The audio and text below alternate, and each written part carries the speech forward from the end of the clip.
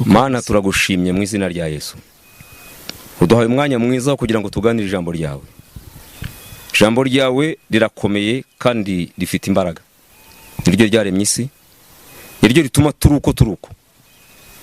Turagushimye ko ari duhaye. Kandi turakwingingira kugira ngo umwuka wawe wera yururuke kuri twe. Kugira ngo tubashe kuryinjiramo no kuriganira rikiza imitima yacu. Kandi ritanga impinduka mu buzima turimo ndetse no mu bihe bizaza.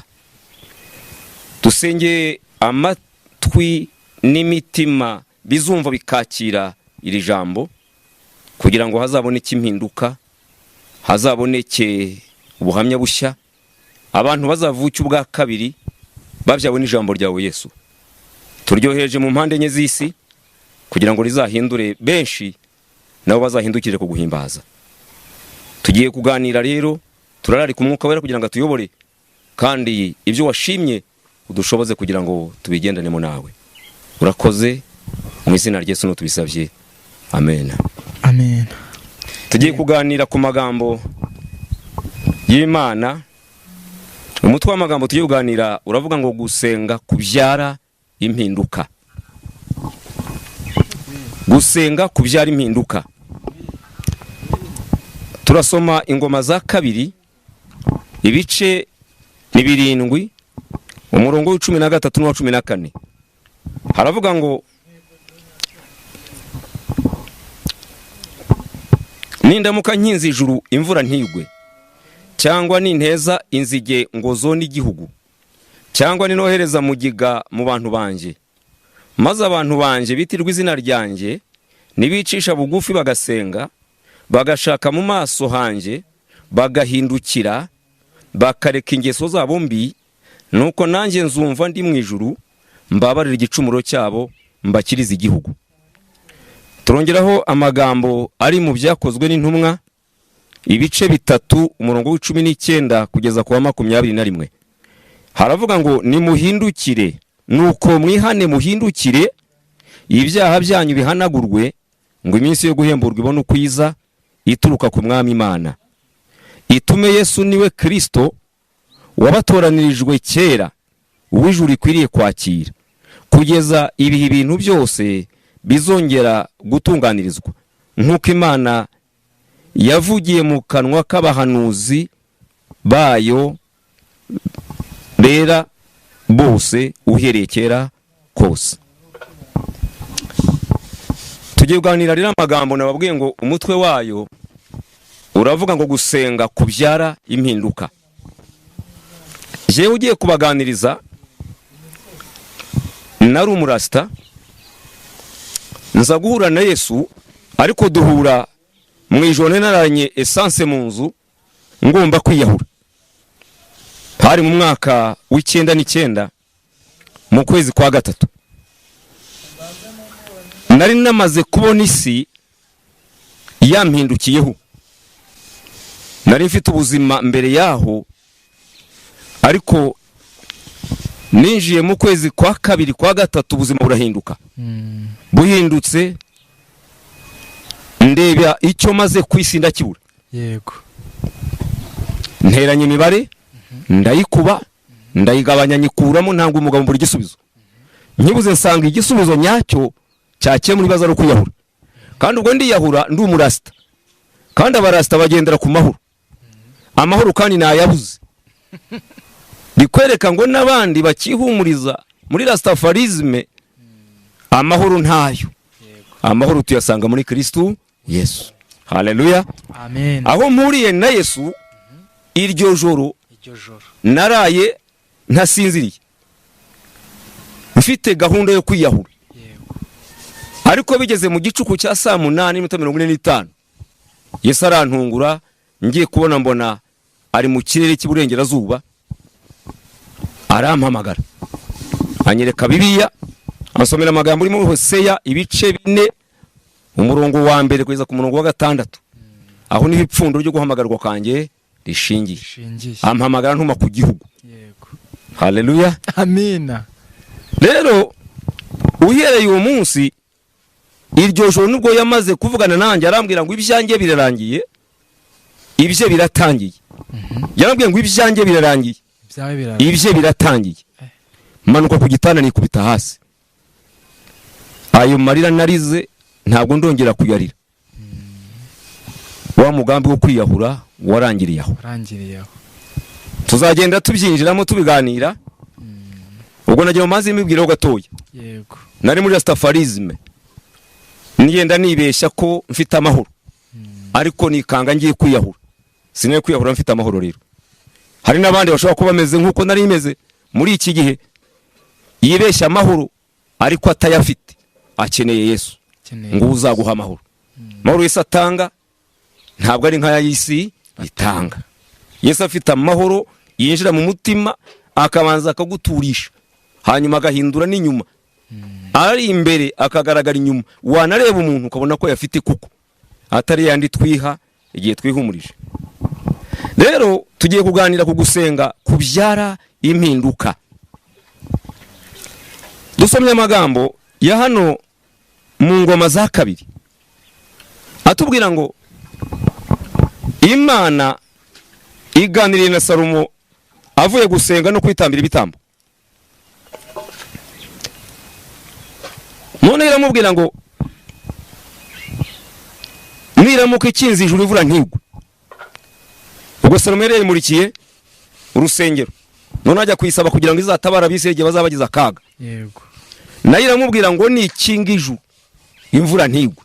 Cyangwa niyohereza mugiga mu bantu kugira ngo ibamare. Cyangwa se kohereza inzige ngo zone igihugu gihure n'inzara. Imana iramubwira ngo abantu banjye bitirwa izina ryanjye. Icyambere nibicisha bugufi. Icya kabiri bagasenga.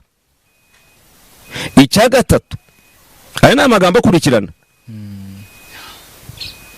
Nibicisha bugufi bagasenga bagashaka mu maso h'Imana mu maso hanjye. Icya kane bagahindukira. Icya gatanu bakareka ingeso zabo mbi. Imana iravuga ngo nanjye nzumva ndi mu ijuru mbabarira igicumuro cyabo kandi nzabakiriza igihugu. Amen. Imana hano haye Salomo isezerano. Uyu ni umwami acira Imana bugufi. Abonye ko akeneye Imana mu buzima. Yari yabaye umwami afite ingabo. Afite abatwari. Afite abajyanama. Afite abandi bakorana. Ariko asanze abo bose yari kumwe nabo n'ubutunzi ndetse bitamuhaye amahoro. Aravuga ati sinabona amahoro ntagiye kubaza Imana icyo nkwiriye gukora. Hanyuma aragenda arayegera Imana iramusanga. Yesaya aratubwira ngo nimuze tujye inama n'uko Uwiteka avuga. Cyo ni igice cya mbere cya Yesaya 18. Muze tujye inama n'uko Uwiteka avuga. Uyu mugabo atera ikirenge mu kijambo ry'Imana rivuga. Amaze kwegera Imana ayihaye icyifuzo nayimuha isezerano. Iramubwira ngo abantu banjye bitirwa izina ryanjye ni baramuka bicije bugufi bagasenga bagashaka mu maso hanjye bagahindukira bakareka ingeso zabo mbi nanjye nzabumva ndi mu ijuru mbabara igicumuro cyabo mbakirize n'igihugu. Uyu mugabo Imana imuhaye umurongo uko abantu bakwiye gusenga kugira ngo bahure nayo. Umurongo iramwereka ngo genda ubwira abantu ibibazo byo kuza bizaza. Ariko nibiza hari inzira zo kubikemura. Yego. Izi nzira zo kubikemura si izindi. Nuko icyambere abantu bazabanza bakicisha bugufi. Iyo tugiye kwitegereza muri iyi minsi guca bugufi usanga ari gukeye. Iyo duhereye mu bakozi b'Imana nkatwe kugira ngo tuzace bugufi abo tuyoboye batubone biracyagorana. Ndetse iyo geze mu bantu bitwa ko bakorera Imana abavuga butumwa abahanuzi usanga guca bugufi kwaratunaniye kandi ni ikintu cy'ingenzi Imana idusaba. Umuyobozi mwiza rero kandi umuyobozi ntabwo ari babandi tuzi gusa. Yego. Nawe uri wawe mu rugo uri umuyobozi. Uri umuyobozi. Kuko uyobora urugo rwawe. Yego. Uri umuhinzi uri umuyobozi kuko urayobora abakozi abahinzi baguhingira. Uri umworozi uri umuyobozi kuko uyoboye n'abashumba bakuragirira. Yego. Buri muntu wese iyo ugiye kwitegereza usanga afite abayoboye. Rero wagombye guca bugufi ukaba umugaragu wabo hanyuma Imana igakunda ikaza ikabana nawe. Hano rero nibicisha bugufi bagasenga bagashaka mu maso h'Imana. Iri jambo ryitwa gushaka mu maso h'Imana ni ijambo rikomeye. Akagenda byagiye gusaba Imana ariko adakeneye ko Imana bahura ngo bagirane imishyikirano, bagirane ubumwe, bagirane ubucuti, babe umwe nkuko Yesu atubwira ngo ndumwe na Data namwe mumwe nanje, hanyuma twese tubumwe muri Kristo Yesu.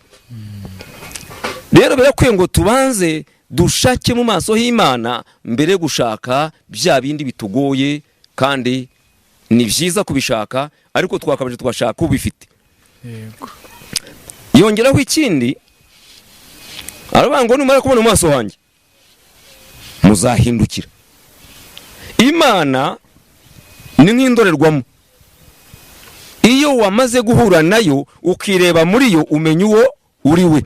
Umugabo witwa Yesaya mu bice 6 ngo Uziya amaze gupfa yabonye Imana. Abonye Imana abona ko we ari umunyaminwa yanduye. Yarahanuraga atazi ko afite ikibazo. Aterejwe ati mbonye ishyano kuko mbonye Imana ndi umunyaminwa yanduye. Ngo yitegereje aho atuye abona abantu nabo baturanye ngo nabona bameze nkawe. Bivuga ngo iyo uhuye n'Imana uhita umenya uwo uri we, urisobanukirwa cyane. Rero birasaba ngo dushake mu maso h'Imana hanyuma duhure nayo. Nitumara guhura nayo twisobanukirwe, tumenye inzira dukwiye gucamo, tumenye icyo dukwiye gukora, tumenye uko dukwiye kwitwara. Iyo rero umuntu yamaze kwisobanukirwa, aho niho areka ingeso ze mbi, bya bindi twabagamo bituma Imana ijya kure yacu, bya bindi twabagamo bituma hari ibyo tutakira. Icyo gihe maze guhura n'Imana menye uwo ndi we, hanyuma nkasobanukirwa n'ingeso mbi mbamo, nkatangira gutera intambwe yo kwitandukanya nazo.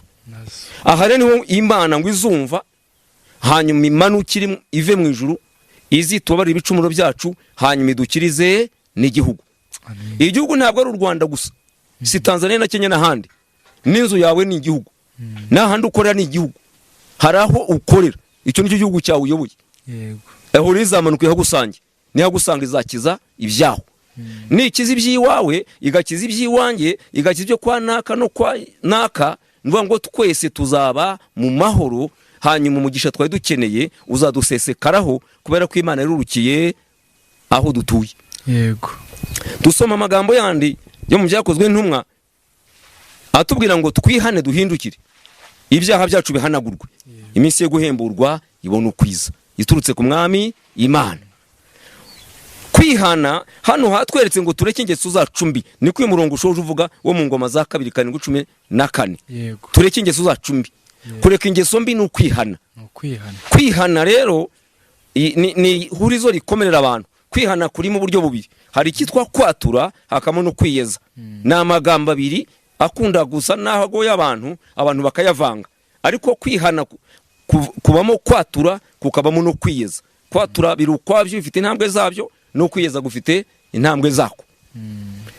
Rero abango mwihane muhindukire, ibyaha byanyu bihanagurwe, iminsi yo guhemburwa, hahemburwa umuntu wari warapfuye. Bivuga ngo twarapfuye, nk'Abayefeso niko batubwira ngo tuzize ibyaha n'ibicumuro byacu. Iyo dufite ingeso mbi, muri za ngeso mbi nimwo twapfiriye. Igituma rero duhembuka nuko Yesu aba yinjiye mu buzima bwacu. Iyo yinjiye mu buzima bwacu turahembuka. Iyo nahembutse ndabyuka nkwicara, hanyuma iyo nicaye ntangira gutekereza, kwa gutekereza kuma guhaguruka nkajya kugira ibyo nkora, ntangira gukora imirimo igaragaza ko ndi muzima, ko ntakiri wapfuye. Nyiri umurasta nari narapfuye nzi ko ndi muzima, ibikorwa nakoraga byari by'abapfuye. Ariko maze kuzurirwa na Yesu n'ijambo rye, ubu ibyo nkora ni ibigaragaza ko ndi muzima, kuko nanjye amagambo nturukaho nkuye mu byanditswe byera, nshobojwe no kuboko kw'Imana ashobora kuzura umutima wa buri muntu uyumvise. Ariko navugaga mbere nyiri umurasta aho kugira ngo abazure yarabicaga, ariko ubu ngubu ayo tuvuga arazura abantu.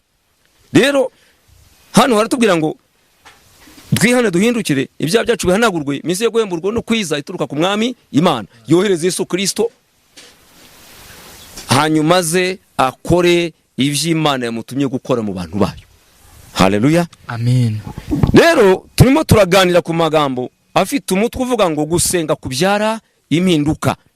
harimo gusenga k'uburyo bubiri. Hari ugusenga kubyara impinduka, hari no gusenga guhindura ibintu. Iyo ugiye kwitegereza amasengesho menshi dusenga hanze aha ngaha ni amasengesho ahindura ibintu, ariko ntabwo ari amasengesho abyara impinduka. Kubyara ni ikintu gituruka mu nda y'ikindi kugira ngo inkoko izabone imishwi ibyara inkoko. Nuko igomba kubanza igakura ya nkoko mu nda. Iyikura mu nda mu buhe buryo? Itera igi, ryagira rituruka mu nda y'inkoko rikazabyara umushwi. Tuvuga ngo inkoko yabyaye. Inka nayo nuko, ihene nayo nuko, n'umuntu nuko. Ni ikintu kituruka mu nda hanyuma kikajya habona. Nyirukugikora, nyirukubyara aba afite umubabaro wo kuba yatakaza ikintu cye. Aba afite igishyika, ikintu cyo kiri kuri. Niba abyaye umwana agira igishyika cye. Niba nk'ibyaye inyana cyangwa ikimasa igira igishyika cyayo. Niba inkoko ituraza abana imishwi yayo ihorana igishyika cy'igisiga cyangwa ikindi kintu cyabigirira nabi. Ikintu cyavuye mu muntu cyangwa cyavuye mu itungo, iteka nyirukukibyara cyangwa se cya kindi cyakibyaye gihorana urukundo, imbabazi n'impuhwe, kandi kicara gishaka umutekano wa cya kintu cyacyo. Ariko ibintu bivuye ku ruhande, ibyo ni ibisanzwe. Uzitegereza amafaranga wakoreye agaturuka mu cyuya cyawe, uburyo uyakoresha si kimwe nayo uhuye n'umuntu akakwihera nta mbaraga wayatakajeho, biratandukana. Si kimwe nayo umuntu agiye agatoragura, biratandukana. Rero iyo nabyaye umwana muhozaho umutima. Umutima wanjye niyo yaba yagiye hehe, umutima wanjye uri kumwe nawe. Natwe rero iyo Imana yaduhamagaye kugira ngo tujye gukora ibyo duhamagarira, iyo ngiye gusenga Imana ivugana nanjye. Iyo ivuganye nanjye ikantuma ku bantu bayo. Iyo ngiye gusenga ngiye nsengera ba bantu mbafitiye igishyika. Impamvu Yesu yadupfiriye nuko yadukundaga. Impamvu nuba kidukurikirana nuko yatubyaje igiciro cyinshi cy'amaraso ye. Natwe rero dusenga kwacu kugira ngo kuzabyare impinduka nuko kuba kwaturutse mu bise by'amasengesho twasenze. Ubundi gusenga kubyara impinduka nugusenga,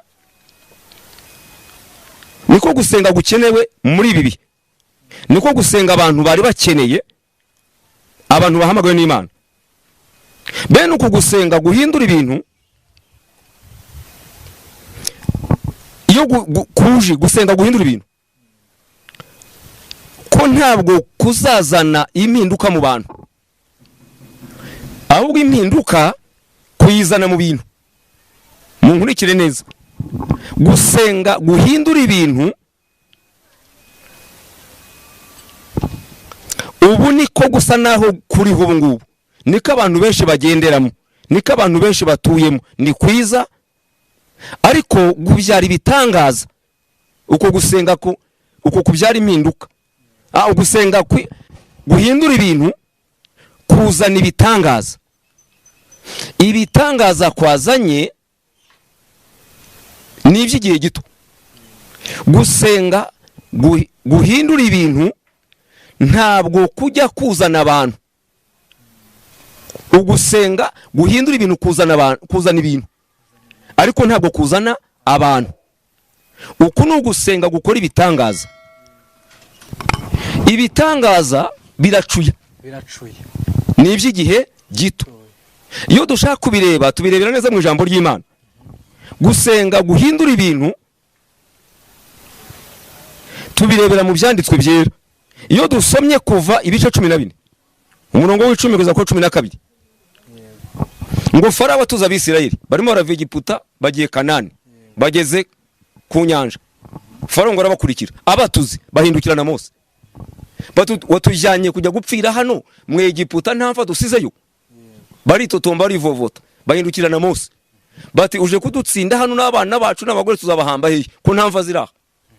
twagombye kuba twaragumyeyo ntituze kugwa ahangaha. Mose ngo arahindukira atakira Uwiteka. Amaze gutakira Uwiteka ngo Uwiteka ngo wicicikire, bwira Abisirayeli bakomeze bagende. Abanyegiputa mubonye uyu munsi ntimuzongera kubabona ukundi. Mu kanya gato bambuka inyanja itukura.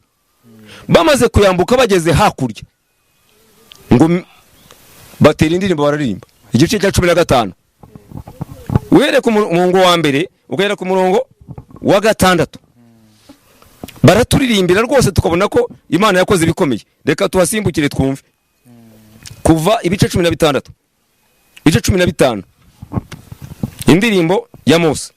Ngo maze Mose n'Abisirayeli baririmbira Uwiteka iyi ndirimbo bati, ndaririmbira Uwiteka kuko yanesheje bitangaje, ifarashi n'uwihetse yabiroshye mu nyanja. Uwiteka n'imbaraga zanje n'indirimbo yanjye, ampindukiye agakiza. Uwo ni we Mana yanjye, nanjye ndayihimbaza. Niyo Mana ya data, nanjye ndayishyira hejuru. Uwiteka ni intwari mu ntambara, Uwiteka niryo zina rye. Amagare ya Farawo n'ingabo ze yabiroshye mu nyanja.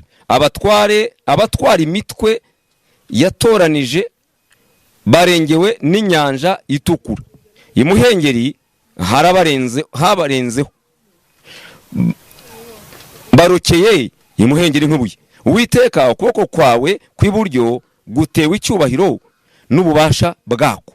Uwiteka ukuboko kwawe kw'iburyo kwashenjaguye ababisha. Urumva bararirimbye babwiye Imana imirimo ikoze n'imbaraga zayo. Bigiye imbere gato mu gice cya 16 wumva igitangaza rero. Bamaze kwambuka bakiza abanyegiputa bateye indirimbo. Bigiye imbere gato 16 yo kuva umva uko bavuze here ku murongo wa mbere. Bava Mwerimu bakomeza urugendo, iteraniro ryose ry'Abisirayeli rigera mu butayu bw'Izini buri hagati ya Elimu na Sinayi ku munsi wa 15 w'ukwezi gukurikiye uko baviriyeho mu Egiputa. Iteraniro ry'Abisirayeli ryose ryivovotera Mose na Aroni mu butayu. Barababwira bati, iyo twicirwa n'Uwiteka mu gihugu cy'Egiputa, tukirya ibyo kurya tugahaga, none mwadukuyeyo mutuzanira muri ubu butayu kutwicisha inzara ni riteraniro ryose. Urumva basohotse mu nyanja itukura, babonye igitangaza bararirimbye. Hanyuma bamaze kwirenga bageze hirya batangiye urugendo ngo inzara irabarya. Iby'Imana ikoze barabyibagiwe, igitangaza kiracuye rero. Ayo ni ya masengesho ahindura ibintu, ariko si amasengesho abyara impinduka. Basenze Imana irabumva irazihindura ibintu. Amazi yacamo kabiri baratambuka. Bageze hakurya ba bantu bavuzaga induru mbere y'inyanja ko bambuka nibo bageze hakurya, ntabwo bigeze bahinduka. Noneho bageze hakurya bagura ngo bivovotera Mose bati, Imana yawe ni ikituzaniye kuturimbura kutwisha inzara. Iyo tuguma tugagwa ku nkono z'inyama. Na wumve ibyifuzo byabo ngo bakagwa ku nkono z'inyama. Uko niko amasengesho rero dusenga muri ibi bihe turimo nayateye. Ni amasengesho azana impinduka. Nshobora gusenga narabuze umugore nkamubona, nshobora gusenga narabuze urubyaro rukaza, nshobora gusenga narabuze ishuri rikaza, nshobora gusenga akazi kanze kakaza, nshobora gusenga ikibanza kiri mu bibazo bikavamo. Ariko icyo kintu namara kukibona nyuma gato ntibagirwa ko Imana ariyo yabikoze. Uku gusenga rero niko usanga kuri ubu. Ni nayo mpamvu iyo tugiye kwitegereza muri iki gihe, iyo turebye mu bantu barimo basenga tuhasanga ibice bigeze kuri 4 by'abantu basenga bene aya masengesho aya ngaya ahindura ibintu. Muri ibi bice 4 tubonamo abitwa abanyabibazo. Ni wa muntu wifitiye ibyamuraje yicaye, byamubujije amahoro. Nuko nanjye nararanya akajerekani ka esanse ngomba kwiyahura mu gihe nari umurasta, ariko Yesu arazarantabara. Ariko icyo nimushimira ntiyantabaye ngo atabare andinde kwiyahura bigarukiraho, ahubwo jewe yaraje arampindura, bituma magingo aya mvuga ya magambo. Noneho tubona rero gusenga, aba bantu basenga harimo icyiciro cy'abanyabibazo, yifitiye ibibazo bye biramugoye, agiye ku Mana, Imana imutabaye ntuzongera kumubona, muzongera guhura ko yongeye kugira ikibazo. Iyo igitangaza kihari rero yacyakiriye, niwe usanga asaba gushima mu rusengero, agashaka gutwara umwanya wose, ariko mu gihe gito wamushaka ukamubura kubera ko igitangaza cyaracuye. Noneho abakabiri muri aba ngaba muri uko gusenga guhindura ibintu, abakabiri dusangamo nabitwa abanyagahunda. Umuntu ashobora kuba afite gahunda mu itorero ryabo, cyangwa se afite gahunda aho basengera mu masengesho runaka, aha afite gahunda, akagenda ajyanywe nuko afite gahunda, ntagenda ajyanywe nuko umutima we ushaka kwegera Imana no gusabana nayo. Afite ibyo agomba kuhatunganya, afite ibyo ashinzwe aho hantu, nicyo kimujyana. Ikibikubwira rero uzasanga batari hamwe, abajarajara, ubwo abandi batumbiriye kugira ngo baze guhura na Yesu, baze kumva icyo Imana ivuga, uwo bari muri zindi gahunda ukabona asa nubwo ahari ariko asa n'udahari. Aba gatatu dusanga muri aba bantu basenga amasengesho ahindura ibintu, nabo twita abafashwa. Abafashwa ntabwo ari ubufasha bwo hanze, ni wa muntu ujyanwa no kuko akunda gutera korasi. Iyo yinjiyemo ashaka ibintu byose biba kuririmba, iyo baririmbye n'abari batashye baraza. Kubera iki? Arafashwa, afashwa n'indirimbo, afashwa n'amakorasi. Ariko baba bahagaritse kuririmba, wa muntu ntongere kumubona, akagucika akigendera. Bakongera kuririmba ukabona yaje yiruka. Abo naba abafashwa, afite ibimufasha rero.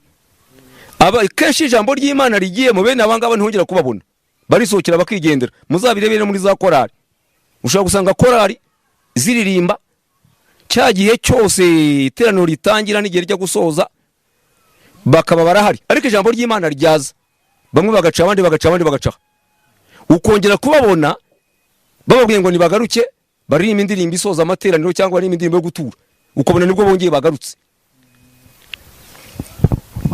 Abakane muri aba bantu basenga amasengesho ahindura ibintu nabo twita abamana ivuga.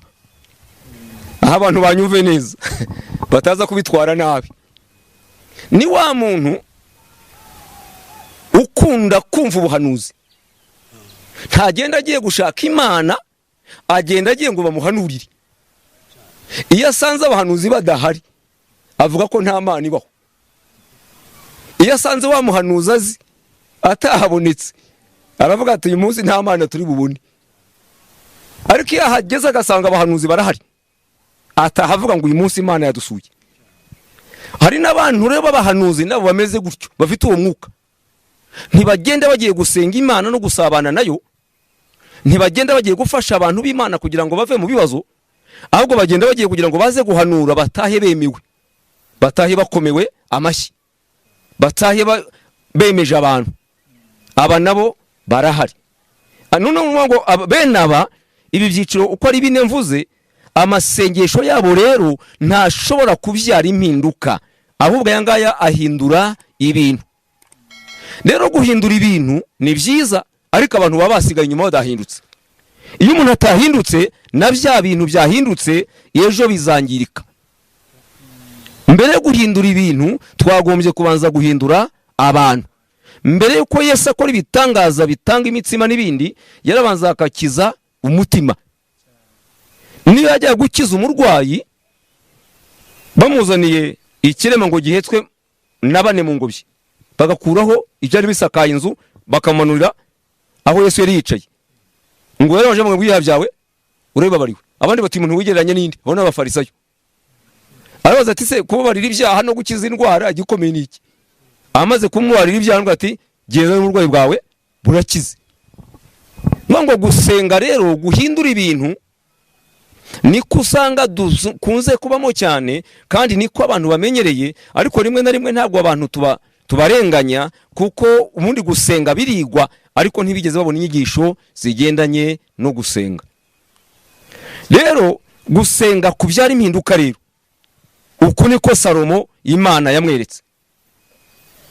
Iramubwira ngo abantu banjye bitirwa izina ryanjye, icya mbere n'ibicisha bugufi, icya kabiri bakareka ingeso bagasenga. Gusenga rwango nugucengera ugasabana n'Imana, ugahura nayo, ukaganira nayo, ukumva icyo umutima w'Imana uhumeka. Nyuma y'icyo rero ngo bagashaka mu maso hayo, bagashimikira paka bayibonye. Icyakane ikavuga ngo muhindukire rero. Iyo umaze kubona mu maso y'Imana, utera umugongo icyerekezo wajyagamo ukerekeza mu cyerekezo kindi. Bivuga ngo niba wakoraga ibizira, icyo gihe bitera umugongo ukajya mu nzira yo gukiranuka no kwera kw'Imana. Hanyuma iravuga ngo bahindukire bareke ingeso zabo mbi. Icyo gihe ngo nanjye nzabumva rero ndi mu ijuru, mbabare igicumuro cyabo. Aha ni impinduka iturutse kuko abantu bavutse. Impinduka ivuye kuko abantu babyawe. Gusenga kubyara impinduka. Gusenga kubyara impinduka niko gusenga gukenewe ku bantu bahamagawe n'Imana. Bene uko gusenga rero guhindura abantu, kukazana ububyutse. Yego. Gusenga kubyara impinduka, guhindura abantu, kukazana ububyutse. Bwa bubyutse bugahindukira bukarirwa buhindura ibintu. Yego. Aho ububyutse bwageze ibintu birahinduka. Ariko aho amasengesho yageze ibintu bishobora guhinduka, abantu bagasigara badahindutse. Ariko hageze ububyutse abantu barahinduka, bagahindura iki? Ibintu. Igikenewe rero, hakenewe gusenga kubyara impinduka, ntabwo ari gusenga guhindura ibintu. Amasengesho menshi rero dusenga tubayemo, usanga ari gusenga guhindura ibintu. Dukeneye ko ibintu bitera imbere, ni byiza. Ariko se ibintu biratera imbere, hanyuma bene byo badateye imbere mu mwuka ntibazagaruka bakabyangiza. Niyo mpamvu dushobora kubaka amazu meza ariko tukayajyamo tukayaburiramo amahoro, abana bakatunaniriramo, ingo zigasenyukira amazu meza. Ibyo twari tuzi ko bigiye kutubera umugisha bigahindukira bikatubera ibisharira, umuntu akicuza n'impamvu ahari, impamvu ariho.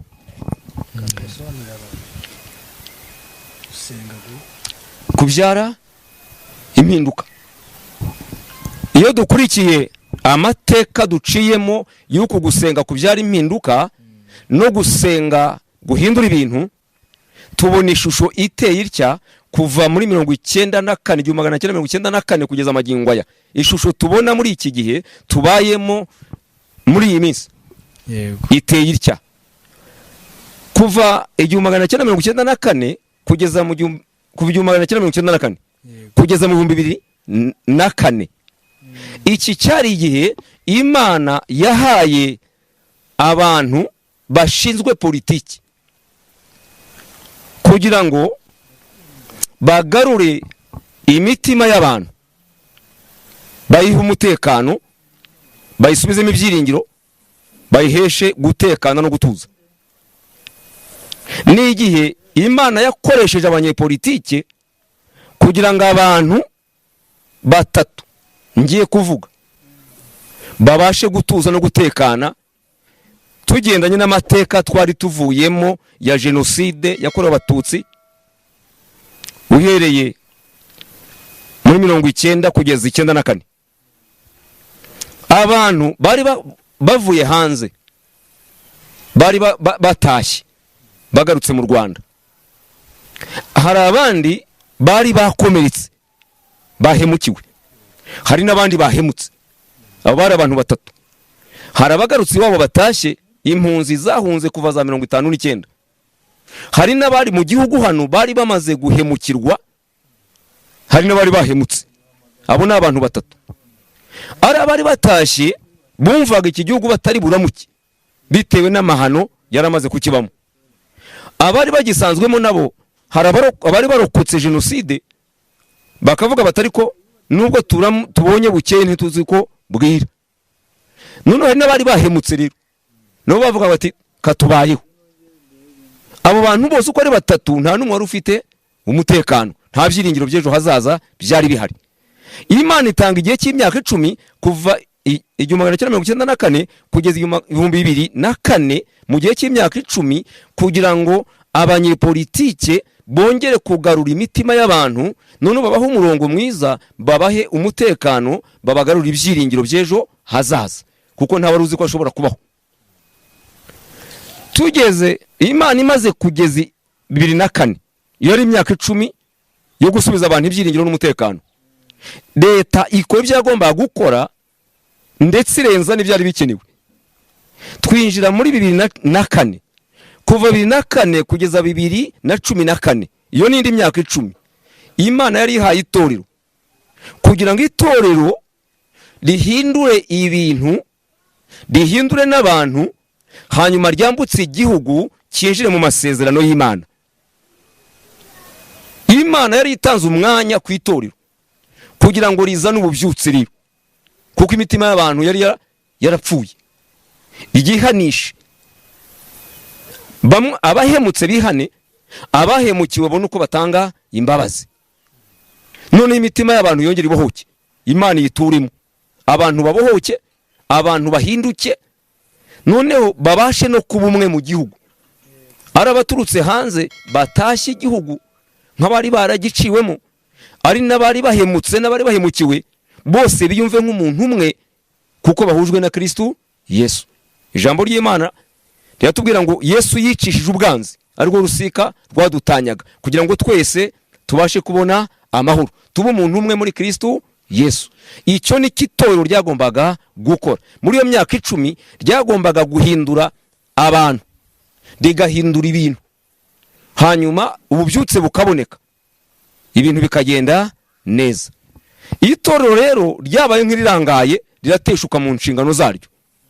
Imyaka 10 ibyo ryagombaga gukora ntabwo ari byo ryakoze, bituma haboneka icyuho.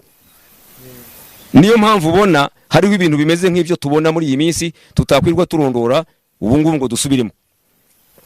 Kuva 2014 kugeza magingo aya, ubu turi mu gihe cy'Imana yimutse mu itorero, irimo kubana n'abantu ku giti cyabo. Iki ni igihe Imana yimutse Ezekiel 9, aho Ezekiel ngo yabonye ubwiza bw'Imana bugize umuryango w'urusengero busohoka. Iki ni cyo gihe turimo rero, ngo ubwiza bw'Imana bwasohotse mu rusengero, bwavuye mu itorero. Imana irabana n'abantu ku giti cyabo. Iki ni cyo gihe dusohoyemo, nicyo gihe twicayemo, nicyo gihe turimo. Bivuye ku kirero, bivuye ko amasengesho abantu basenze yari amasengesho atuzuye, afite ibyabura. Twagombye kuba twarasenze amasengesho abyara impinduka nk'itorero. None witorega gatsenga amasengesho ahindura imitima y'abantu, abantu bakajya guhindura ibintu hanze.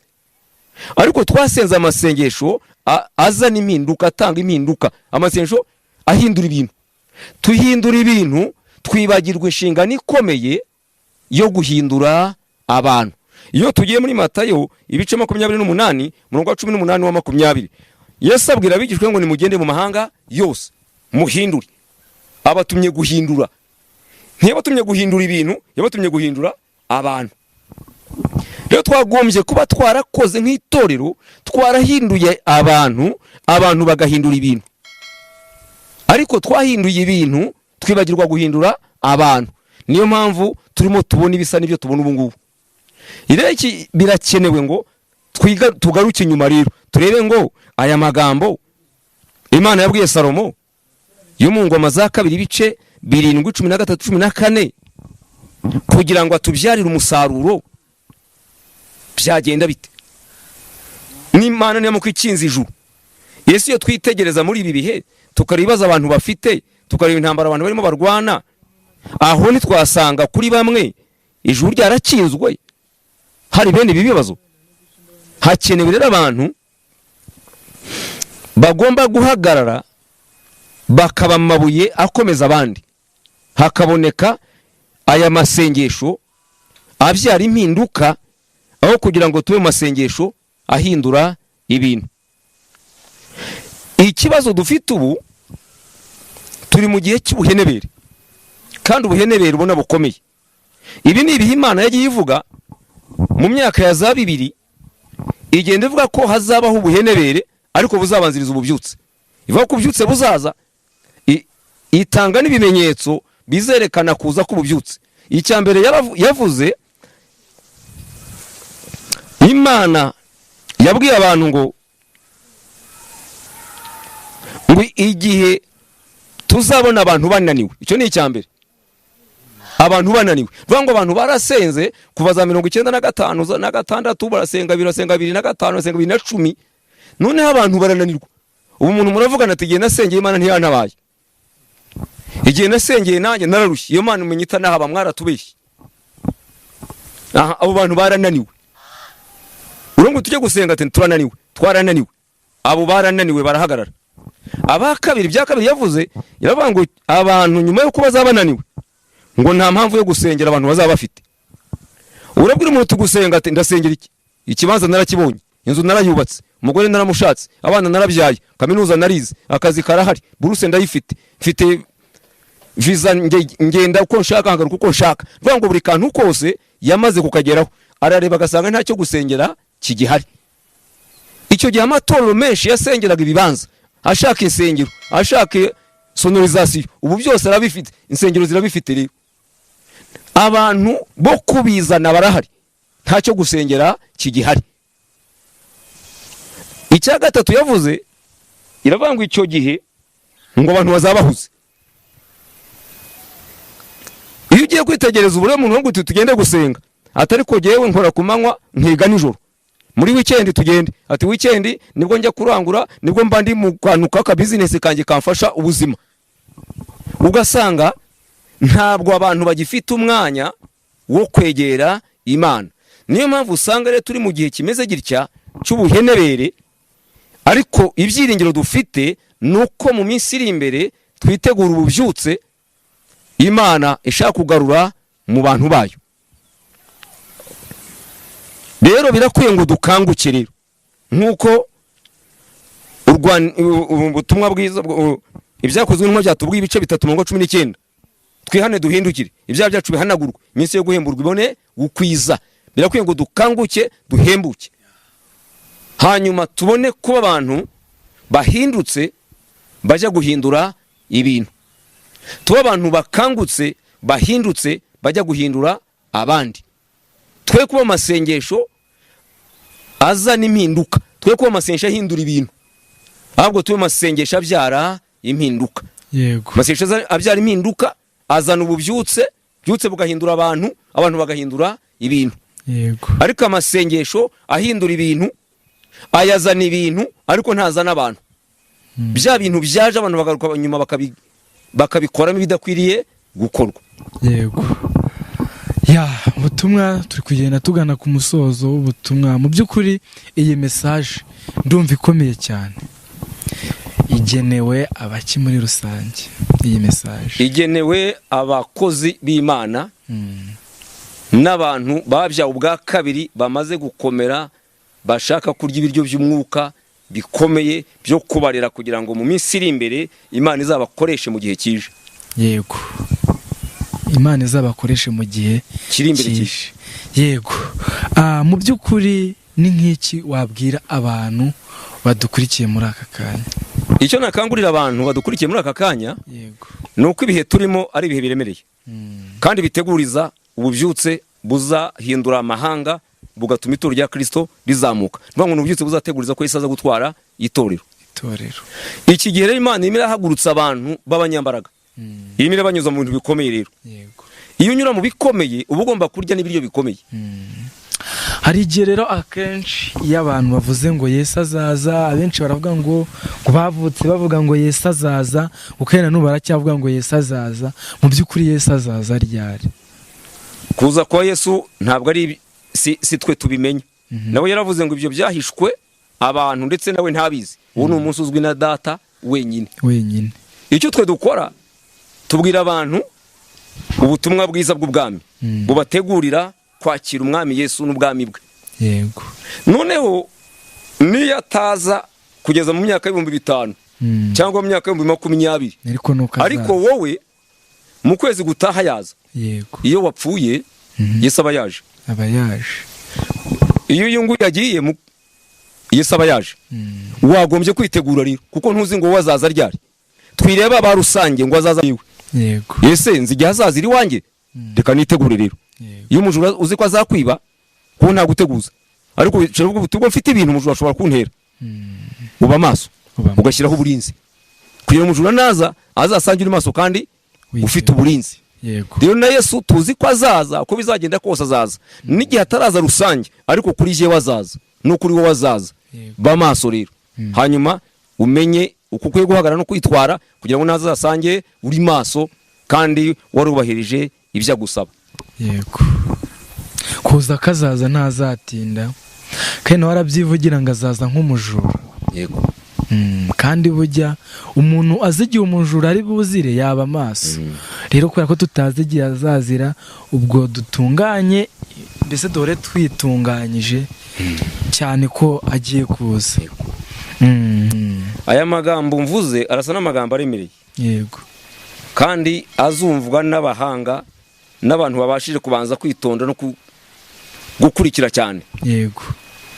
Ariko arareba buri muntu wese Imana yahamagaye. Imana iduhamagaye iduhamagara turaba umumaro mu bwami bwayo. Ntawe hamagara kugira ngo abe indorerezi. Imuhamagarira gukora. Rero twagombye gushishikarira gusenga amasengesho azatuma tubyara impinduka kugira ngo tuve mu bantu b'umumaro. Mana turagushimye mu izina rya Yesu. Ijambo ryawe rirakomeye kandi ijambo ryawe riraremereye. Ntabwo ari ry'abantu bose kugira ngo bapfe kuryumva. Niyo mpamvu tukwingingira kugira ngo uhereze umwuka wawe. Uzumva aya magambo azayasobanurirwe n'umwuka wawe. Azuruke kuri we, ahindure ubuzima bwe, ahindure imitekerereze ye, kandi azamubereye urumuri rumumurikira kugira ngo azanyure mu nzira wamuhamagayemo. Nsabiye n'aba badufasha kugira ngo n'uburyo bukomeza kubamurikira no kubaba hafi, kandi ibyo wagambiriye kuri busoresha umwete wawe. Urakoze Nyiringabo, mu izina rya Yesu tubisabye. Amen.